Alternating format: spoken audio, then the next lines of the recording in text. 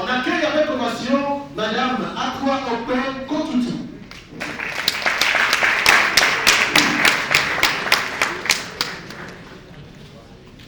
Madame Kotutu, je vais respirer 2 fois avant d'entamer le sujet de votre thèse. Action biochimique au niveau moléculaire des métabolites secondaires d'un extrait de la plante Ageratum Conizoides lin dans le processus de la cicatrisation. Est-ce bien cela? Est-ce que vous êtes prête?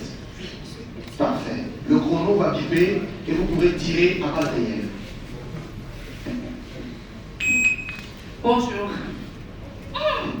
Que j'ai mal. Comment vais-je faire pour me débarrasser de cette plaie?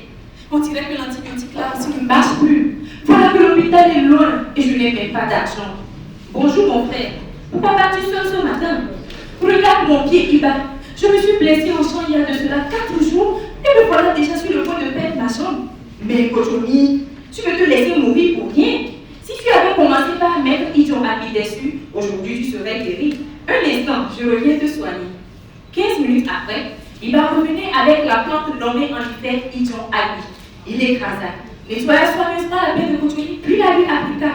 Il revenait chaque matin lui faire le même traitement, sans toutefois oublier de vapoter un peu. Nous connaissons bien les vieux du village. 6 jours passa et Kochomi avait repris cette activité parce que la plaie avait totalement cicatrisé. Telle est l'histoire que me raconta mon oncle lorsque je lui rendis visite à Kopa, tout en m'exprimant sa grande surprise parce qu'il n'arrivait pas à comprendre, tout comme moi, l'efficacité aussi rapide de cette plante. Je lui ai promis de revenir lui expliquer. Plus de temps à perdre, je suivis mon oncle au champ afin qu'il me montre la plante en question.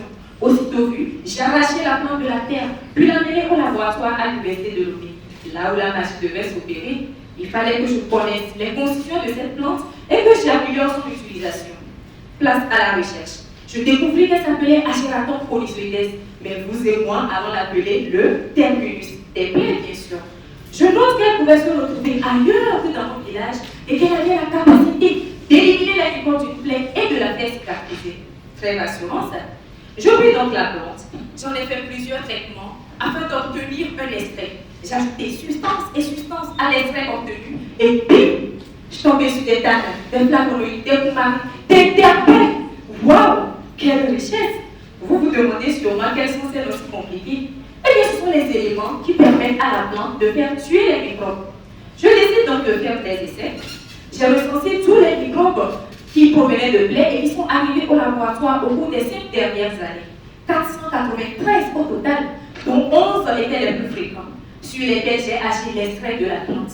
Tenez-vous bien, après 24 heures, tous les microbes étaient morts. Et ce n'est pas tout.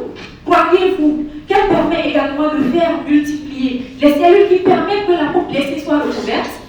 Eh bien, c'est ce que m'a révélé mon travail lorsque j'ai mis en contact l'extrait et les cellules responsables de la cicatrisation. J'ai vraiment trouvé le terminus des plaies. Rassurez-vous, je ne vais pas vous demander d'aller la chercher au champ à chaque fois que vous serez blessé. Je prévois de vous en faire une bonne pommade, disponible et à moins de coût pour faire cicatriser votre plaie. Mon oncle est dans la salle, son regard me montre qu'il a finalement compris. Merci.